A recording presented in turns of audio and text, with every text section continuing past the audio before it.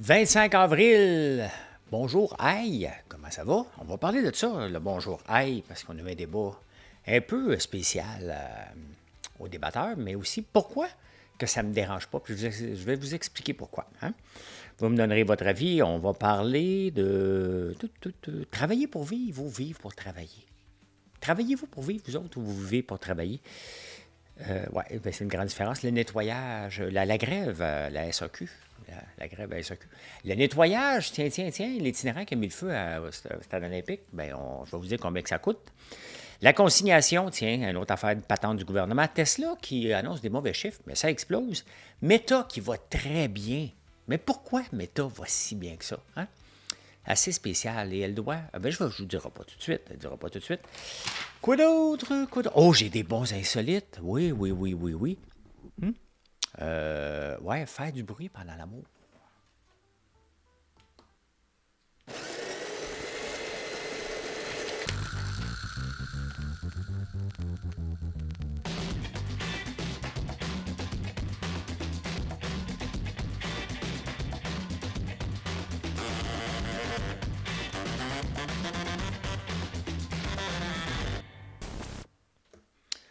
Faites-vous du bruit pendant l'amour, vous autres? Ben, je ne veux pas savoir ça. Je ne veux pas le savoir. Mais il y a des statistiques, les amis. Oui, il y a des statistiques pour tout. Moi, je fouille une grande partie des recherches de ce show-là. C'est aussi de trouver des insolites, parce qu'on parle de nouvelles sérieuses, mais on doit terminer ça sur une belle note aussi. Et ça me fait rire quand je découvre ça, mais je vais vous en parler tantôt. Si vous êtes impatient, vous pouvez aller voir ça tout de suite, mais sinon, ça va se passer tantôt. Bonjour, hi, comment ça va? Hein? On a eu un débat cette semaine. Anne-France Goldwater a dérapé comme elle seule est capable de déraper, mais pourquoi ça ne me dérange pas? Quand je vais dans le sud, là, hein, c'est marqué je parle français, je parle italien. Ils ont des étiquettes, les gens, et qui nous disent quelle langue ils parlent. Pas plus loin qu'au Club Med à Charlevoix. Aussi, ils nous disent je parle espagnol, je parle anglais, ils ne parlent pas français là-bas. Mais... Donc, ça fait partie du tourisme, de l'accueil des gens. Pourquoi que le bonjour aïe, je l'aime quelque part?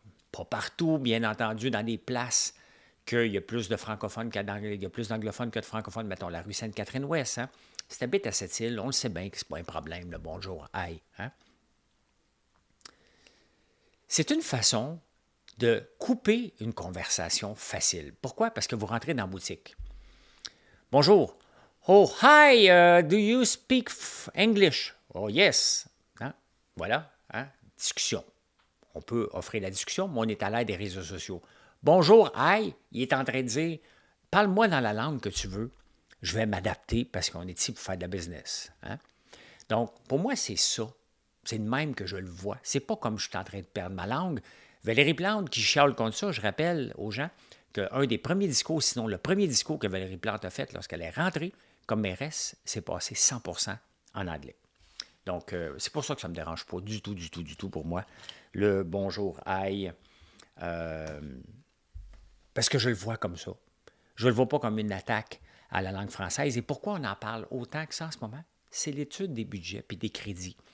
Où Jean-François Laberge, je sais que je massacre des noms, moi, veut avoir de l'argent. Donc, il a besoin des statistiques. L'Office québécois de la langue française, il y a 2 semaines, ne l'a pas aidé. Fait que là, tout le monde, le Journal de Montréal se met avec. Il faut mettre de l'argent pour protéger la langue française, avec raison.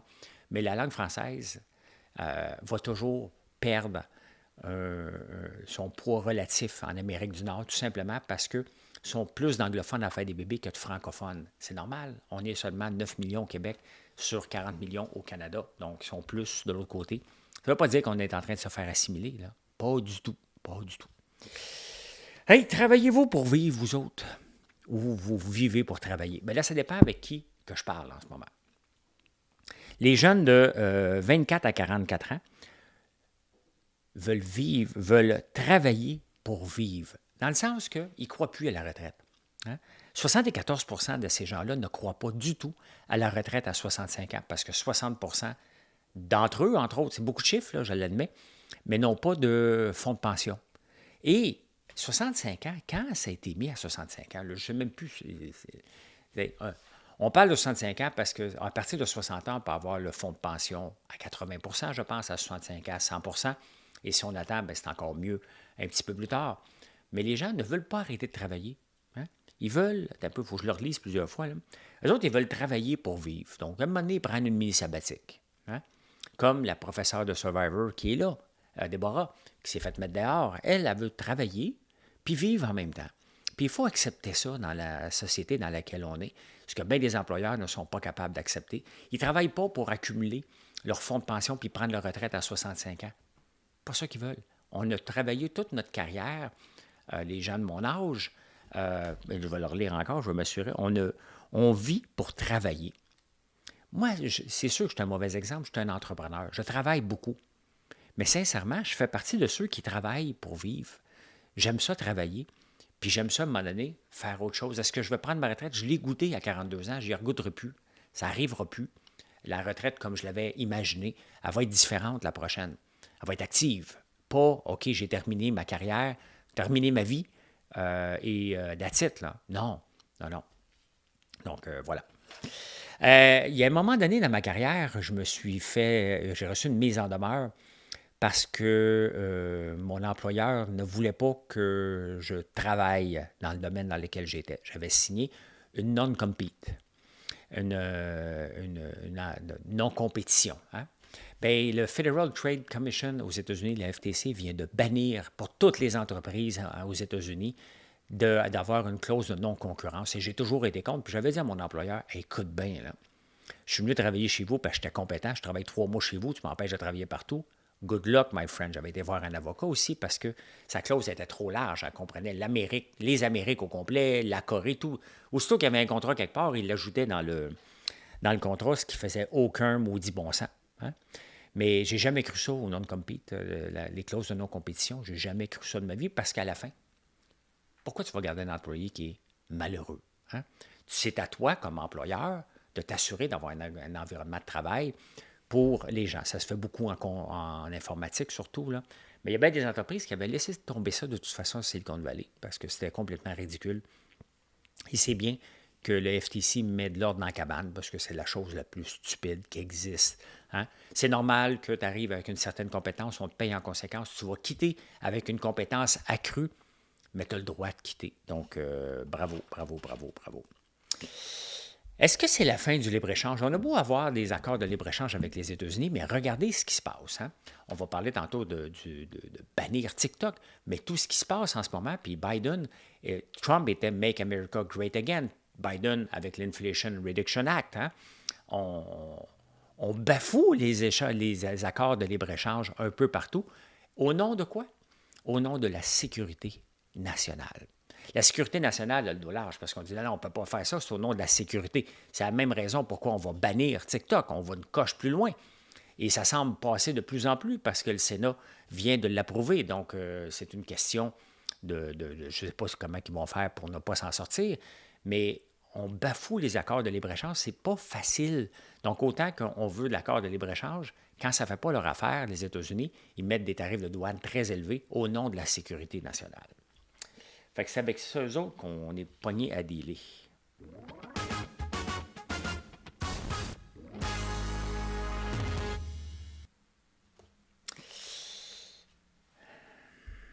Hey, hier et aujourd'hui, la SAQ est en grève. Avez-vous survécu? Hein? J'ai survécu aux plus belles histoires. Qu'est-ce qu'on peut faire? On a fait tout le tour de la terre. En way, à la maison. Bien, c'est ce qui va arriver avec certains... vous vous demandez où est-ce que je m'en allais avec ma chanson. C'est ce qui va arriver avec certains produits des distilleries québécoises. Ils ont 600, tu sais, la SAQ a dit oui à peu près à tout le monde. Et il y a 650 produits, 630 produits québécois. Le nombre de distilleurs, excusez, de distilleries a passé de 10 à 70 dans les dernières années. Donc, il y a trop de produits de la SAQ du Québec et le problème, on ne les achète pas. Est-ce que ça va mettre un terme à certaines distilleries? Bien, il faut mettre, tu sais, si tu ne le vends pas, le produit, là, la distillerie n'a pas plus d'argent, là. Hein? Je ne sais pas comment ça marche. Est-ce que la SAQ achète des produits? J'imagine que oui. Donc, ils ont eu de la free money, tout simplement, si c'est le cas. Et maintenant, ben, ils n'en ont plus. Et c'est normal. Puis c'est sûr qu'il faut revoir le modèle de distillerie pour que les gens puissent vendre à la ferme, à la distillerie elle-même, sinon ça ne marche pas. Mais la SAQ, c'est dans son droit. Elle ne peut pas maintenir des produits remplis des tablettes qui ne se vendent pas. Puis à un moment donné, il y en a tellement de choix de gin. Un gin, c'est un gin. Puis on le mélange avec quelque chose, il ne goûte pas grand-chose. Quand même, tu as gagné tous les grands prix dans le monde. Là. Et à un moment donné, si tu le prends straight, OK, là, mais si tu le mélanges, ben, si tu fais un rum and coke avec ton rhum qui te coûte 250$, tu ne verras pas de différence. Il va falloir que tu le dégustes, ton rhum. Ben, c'est ça. Donc, c'est une bonne affaire. En même temps, ben, la SAQ, j'en ai parlé. Pour moi, c'est une aberration que le président ne descende pas dans les succursales pour dire vous allez me faire le ménage. Hein? C'est inacceptable ce qui se passe dans les succursales en ce moment. Et est-ce que ça mériterait un lockout? Oui. Pour non-respect des lieux de travail. Hein? Tout simplement. Et il reste qu'à la fin, le modèle de la SAQ. Hein?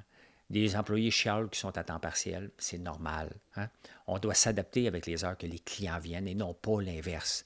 La SAQ veut que les employés, que nous autres, comme clients, on s'adapte aux horaires des employés. Ça ne marche pas de même. C'est parce que le gouvernement n'a pas d'affaires à être dans le commerce de détail, tout simplement. Hein? Tout simplement. La consignation, tu sais, on a des nouveaux places de consignation, là.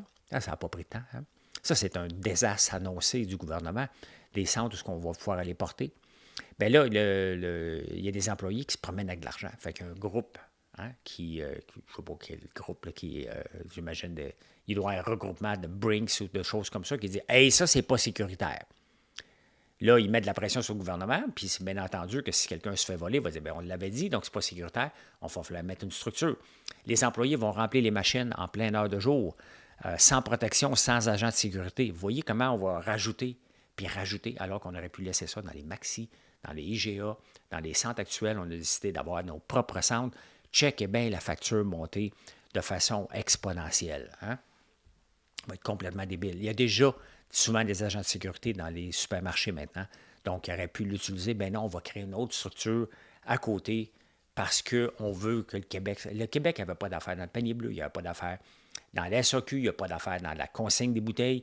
On s'invente une intervention de l'État, puis on peut le voir que ça ne marche pas jamais. Jamais, jamais, jamais. Eh bien, écoutez, hein, un seul itinéraire vient de nous coûter 40 millions. C'est à peu près ça, c'est le même qu'il faut le voir. Le stade olympique, nettoyer les conduits, 40 millions. Là, tu sais, à un moment donné, là, qu'est-ce que vous faites pour 40 millions? Hey, 40 millions, là, comptez ça en salaire minimum. Là. C'est bien que les gens-là ne travaillent pas en salaire minimum, là. Mais ça n'a pas de bon sens. Ça n'a pas de bon sens. Je suis tanné de voir des dépassements de coûts. Mais regardez, ma maison, j'ai à peu près 30-40 pieds de tuyaux d'entrée d'eau à refaire. La ville m'a dit, ben voilà, on va faire affaire avec telle personne. En 2023, l'évaluation des coûts, c'était 1500$ du mètre carré, ça va peut-être être 2000. Ben voilà, on va t'envoyer une facture. Hein? 1500$ du mètre. Un mètre, c'est 3 pieds, là. C'est ça de long. 1500$. Qu'est-ce que tu fais si boire avec ta pelle mécanique? C'est rien que ça, tu creuses un trou, tu remplaces un tuyau, là. 1500$ du mètre. Après ça, vous allez me dire qu'une maison, moi, j'ai fait de l'argent avec ma maison, payé 100 000, j'ai vendu 200 000 après. As-tu oublié que tu avais mis de l'argent tout le temps pour des niaiseries comme ça? Bien, des choses qu'on doit faire. Mais ça, tu ne le comptes pas. Hein? Tu ne le comptes pas. On s'en va ici.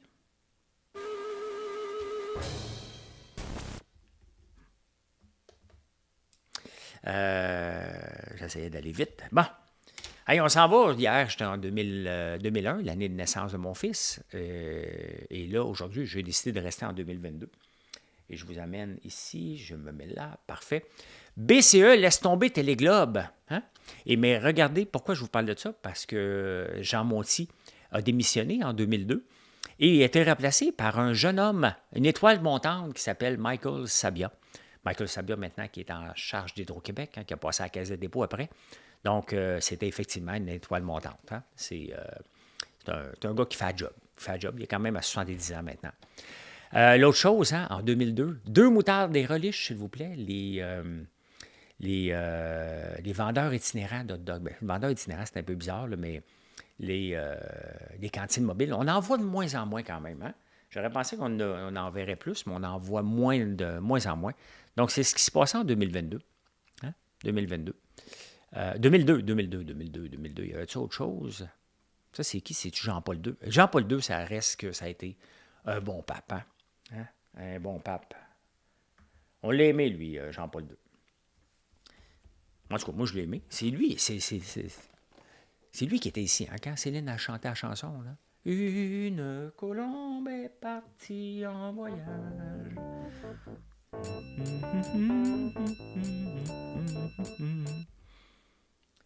La paix, l'amour et l'amitié. Hey, la paix, l'amour et l'amitié, ben, je vous emmène tout de suite. Je vous amène ici, on va regarder Tesla. Hein? Tesla qui annonce des mauvais chiffres. On s'attend à quoi? Tesla, ses profits ont tombé de 48 ses revenus de 9 et l'action pogne 14 Pourquoi? Plusieurs choses. Elon Musk est un vendeur. Et Tesla a une marque d'aura autour d'elle. Bon, il va venir, il a dit, ben regarde, on va faire un auto pas cher maintenant, une Tesla 2, hein, à 25 000 pour compétitionner avec les autos chinoises. Le monde capote. OK. Toutes les fois qu'il annonce quelque chose, c'est souvent 3-4 ans plus tard. Il faut faire attention. Mais Elon Musk est champion là-dedans. L'autre chose qu'il a annoncé aussi, ben, il veut faire concurrence à Uber avec des taxis autonomes. Donc, on ne verra pas ça à Montréal, inquiétez-vous pas. Là. Une voleur de job, un char qui se promène tout seul. On n'est pas prêt à ça. Les États-Unis sont prêts à ça, pas nous autres.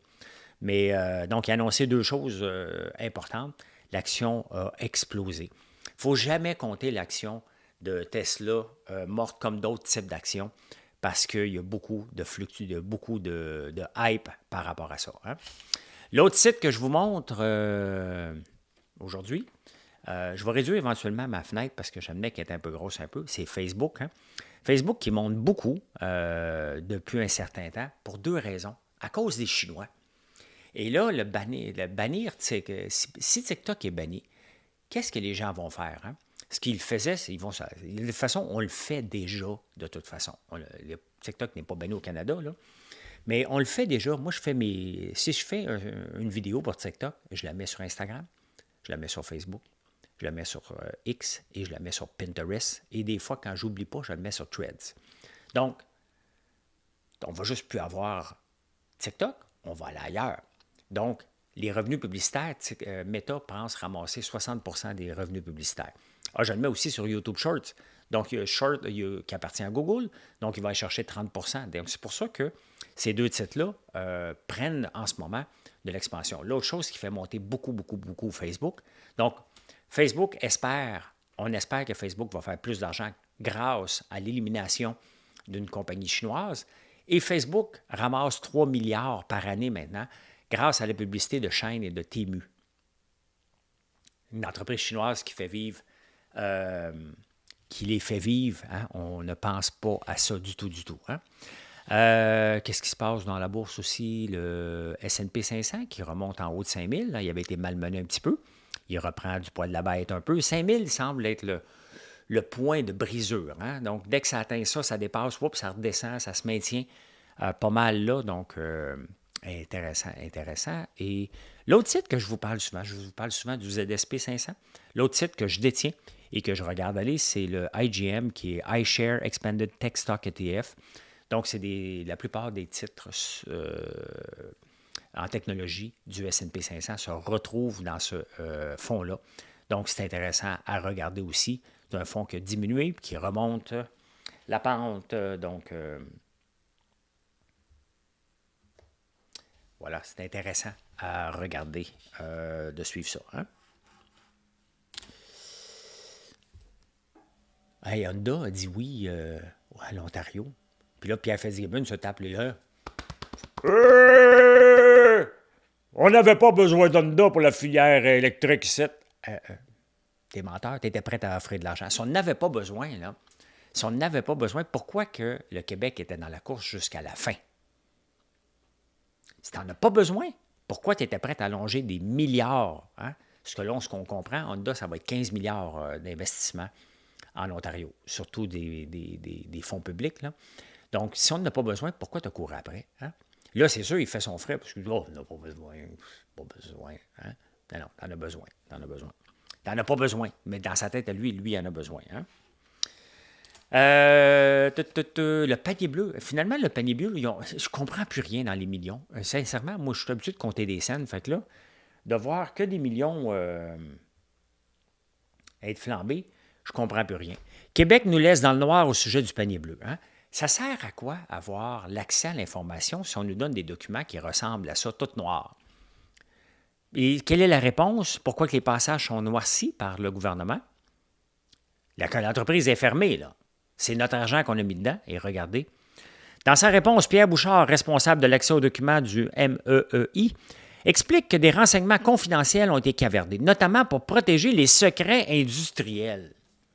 Si bon, c'est une page web qui ressemblait à des pages jaunes. Les secrets industriels, le panier bleu.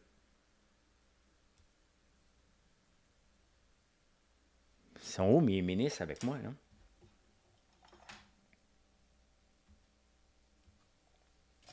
Tu sais comment faire comme le premier ministre, mais mes ministres derrière. Ils sont où les secrets, là? Ça aussi, c'est le dos large, hein, le secret professionnel et pour protéger des secrets industriels. Finalement, c'est qu'on a mis 6 millions pour fermer. Ça se peut qu'ils ne l'utilisent pas toutes. Fermer une entreprise qui se disait qu'ils n'étaient pas actionnaires. Mais que ce n'était pas eux autres qui géraient ça. Hein? Voilà.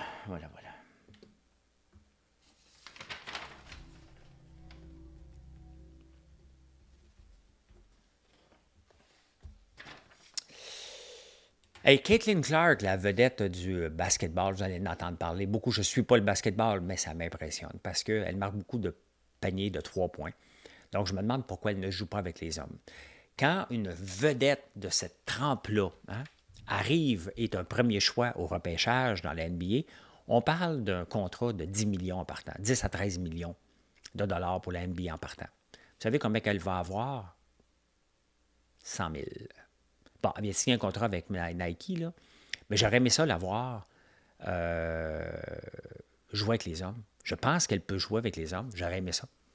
Le chroniqueur du Wall Street a dit ben, c'est ce qu'elle mérite parce que les joueurs qu'on paye ce montant-là, c'est parce qu'ils rapportent, tout simplement.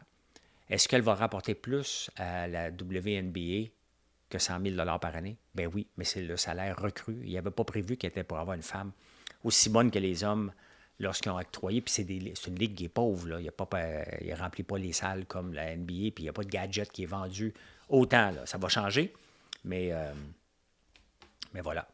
Hey, en Angleterre, il y a un grand débat. Sorry, Mr. Taxman, marshmallows are not just sweet. Les guimauves, il y a une compagnie américaine qui exporte beaucoup de guimauves en Angleterre. Et ils ont fait leurs guimauves plus gros, un peu comme les nôtres. Ils sont plus gros que la normale, qui sont ronds. Et il y a une taxe sur le sucre en Angleterre. Donc, les autres, ils ont dit, hey, attends un peu. Ils devaient 500 millions, à peu près $1 million en taxes. Et ils ont dit non, ils sont allés en cours. Et le juge, ce qu'il a dit, ils ont dit, ben, écoute, non, ils sont tellement gros que c'est un ingrédient. Et la preuve que c'est un ingrédient, les ventes augmentent durant la saison des barbecues, en même temps qu'on les fait rôtir. Là. Essayez pas ça avec les nôtres, là, c'est à l'érable, ça ne rôtit pas bien. Hein? Mais donc, ils ont gagné. Puis le juge a dit, ben oui, regarde, les ventes augmentent entre mai et octobre. Donc, ça laisse supposer que les guimauves vont être utilisés comme un ingrédient et non pas comme une sucrerie. Hey, en théorie, je ne peux pas être contre ça, mais moi, je m'attends que je ne traite pas ça comme un ingrédient. Là. J'ai fait une recette à un moment donné, mon cousin n'avait pas aimé ça. Donc, je le considère comme un treat, tout simplement. Hein?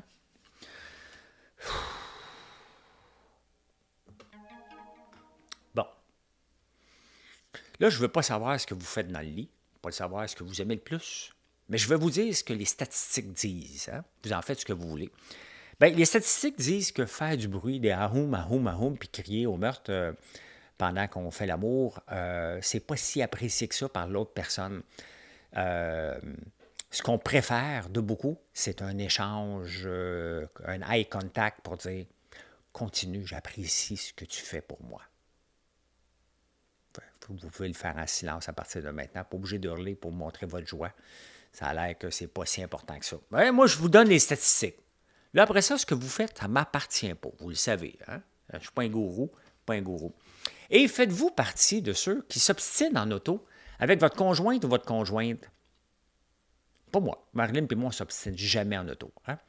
Mais les statistiques sont là. À 35 des backseat, ils appellent les conjoints qui ne parlent pas. Là. Pendant 25 minutes, ta conjointe risque de rien dire en auto pendant que tu fais de la grande route. 25 minutes. Puis après 25 minutes, paf! Tu vas trop vite. Tu n'es pas dans la bonne voie. Tu dépasses. Tourne à gauche. La chicane poigne. Quand même, c'est 35 des gens qui s'obstinent en auto par rapport à la conduite de l'autre. Quand même, hein? Mais moi, je peux dire ceci. Je peux dire ceci, là. Hey, merci d'être là. Je vous souhaite une excellente journée. Aujourd'hui, je suis à Kamouraska à midi. Je donne une conférence et après ça, je reprends la route pour retourner à Montréal. Merci d'être là. Puis venez nous voir sur françoislambert.one. Bye.